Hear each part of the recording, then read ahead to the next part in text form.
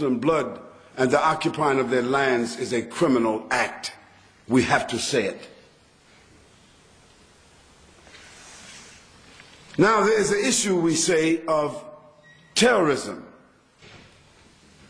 We don't have to discuss Islam versus terrorism because Islam supports nothing other than itself.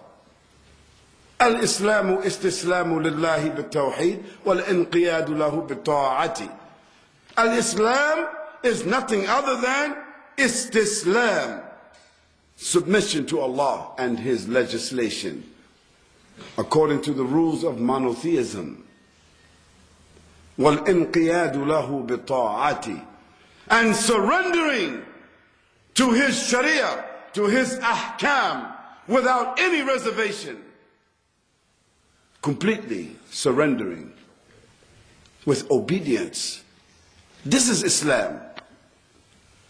And Islam has its sources, which can never be changed until the day of judgment.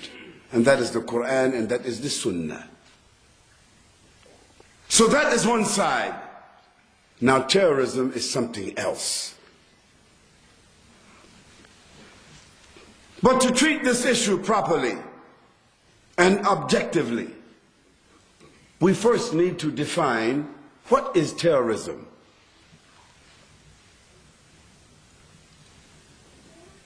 No one can make their own definition of terrorism because the definition doesn't change from day to day and time to time and place to place. An apple is an apple in China, and it does not become an orange in America. And a president of the United States or a president of Europe States or a president of Australia or a president of any country doesn't change the name of terrorism or the meaning of it because of his idea. It is a definition, and according to the language it has to remain a definition. So if we go to any English dictionary, take the Funk and Wagner, take Webster's, take the Oxford, the highest classical dictionaries in the world for the English language, and see what is the definition of terrorism. Not a definition that just came 70 years ago. Not the definition which just came 50 years ago or 20 years ago. Not the definition that the Americans give, or that the British give, or the Australians give, or the French give, or the Germans give. Not a special definition. No, let's go back to the definition which the Oxford, the Webster, the Funk and Wagner dictionary has given for the last 200 years.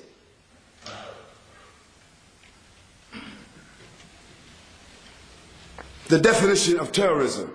And listen very carefully, because after we get the definition, we're going to speak about some actions which have been done in the last 200 years since this definition has been made, and you will tell me, is this actions of terrorism or is it not?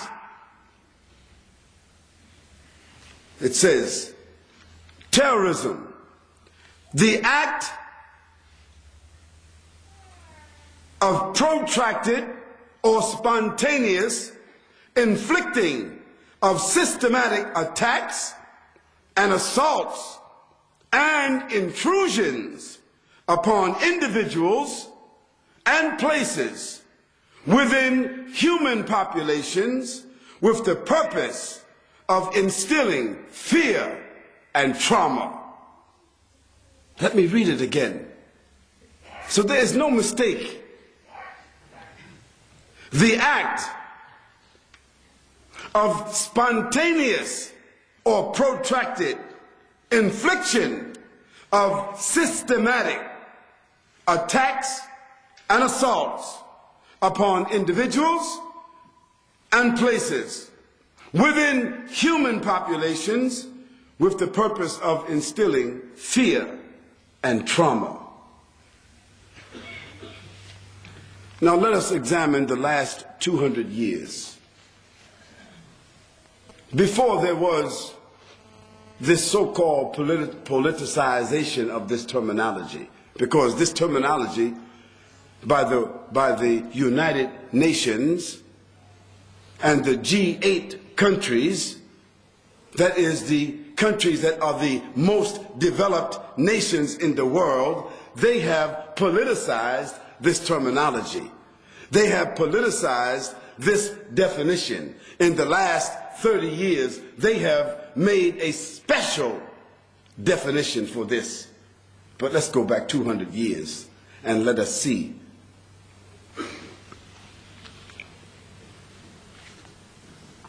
In the last 200 years, and I want you to add up the numbers as we move along,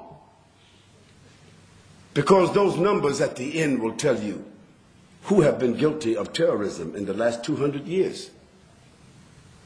The numbers I'm going to give you are the numbers of people that have been systematically slaughtered and destabilized, liquefied, or otherwise eliminated. Let's start out with the invasion of South America by the Portuguese and Spanish conquistadors. And in that incursion, which took place in the 18th century, they slaughtered systematically, destabilized, and otherwise eliminated 56 million people in South America in order to take control of that continent, and they are still holding that continent today. 56 million. How did they do it? Through the act of inflicting systematic attacks and assaults with their armies and their weapons upon individuals and places, with human populations, with the purpose of instilling fear and trauma. What is that definition?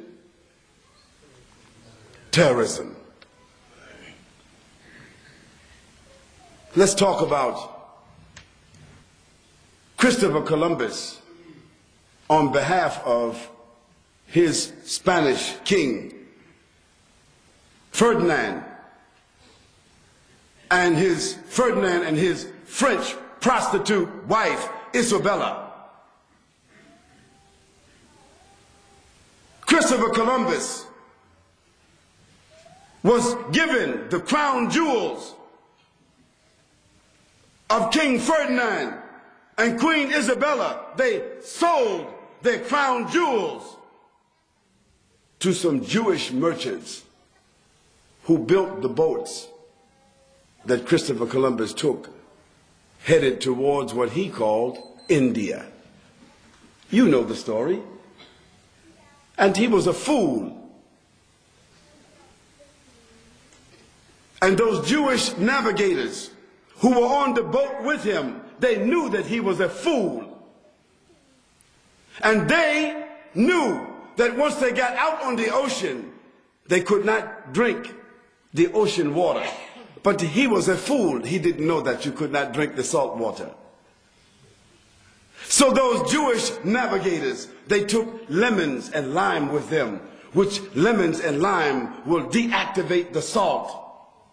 So they used to drink it and desalinate the water. But they allowed Christopher Columbus and his crew to drink the water, and they caught something called rickets, and most of them died.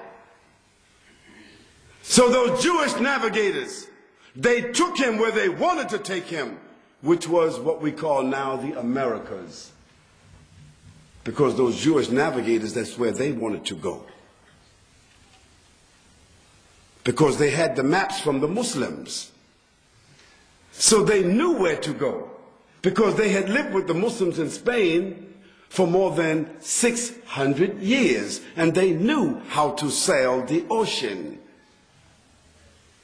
And they arrived at a place called the Americas. But Christopher Columbus, he survived. But the fool that he was, he still called the place India.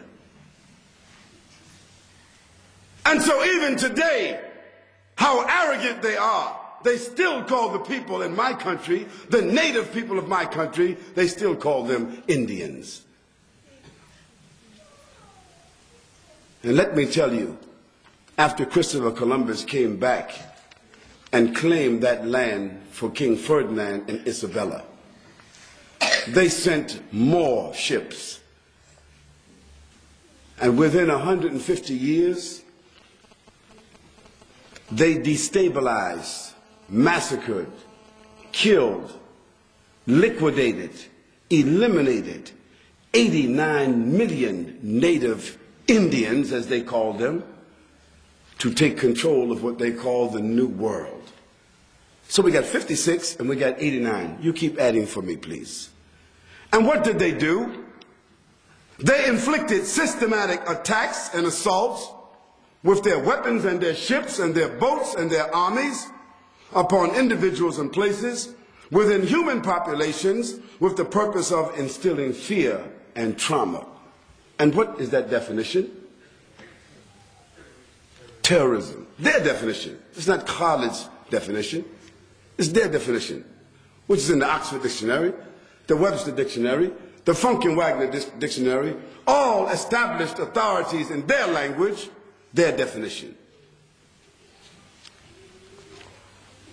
And after them came the French on the other side of what is called the Americas. The French came from the side which is called California. And the French, they came. And along with the Dutch and the French, they added another 28 million to the number that had already been destabilized, liquefied, and otherwise eliminated. We move on to the land called Africa. Those who had occupied the Americas knew that their own people, their own populations could not do the work that was necessary to build up that country. They needed a new workforce.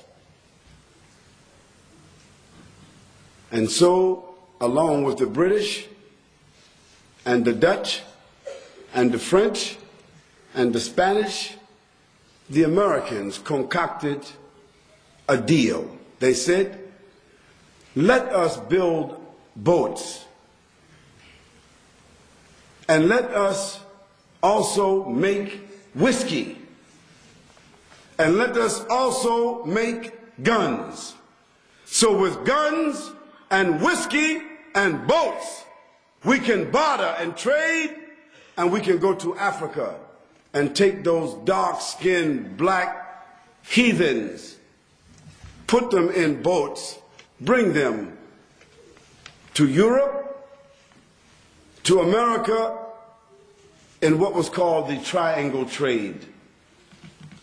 From Africa to the Americas, to Europe, back to Africa, this is a triangle. And so for 400 years, I said, not 100 years, not a century, not 2, not 3, but 400 years, they willfully trafficked in human cargo. And they took out of Africa 180 million people, like dogs and rats, putting them in the bottom of ships and keeping them there for the 3 or 4 months that it took for that triangle trade to complete itself, realizing that only 23 out of 100 of those slaves inside the ship would survive. So they made sure that the cost of those 23 slaves would pay for the whole shipment. Where did the other 77 slaves wind up? In the graveyard of the Atlantic Ocean. So you take 70% of 180 million. You are intelligent people. Take 70% of 180 million over 400 years.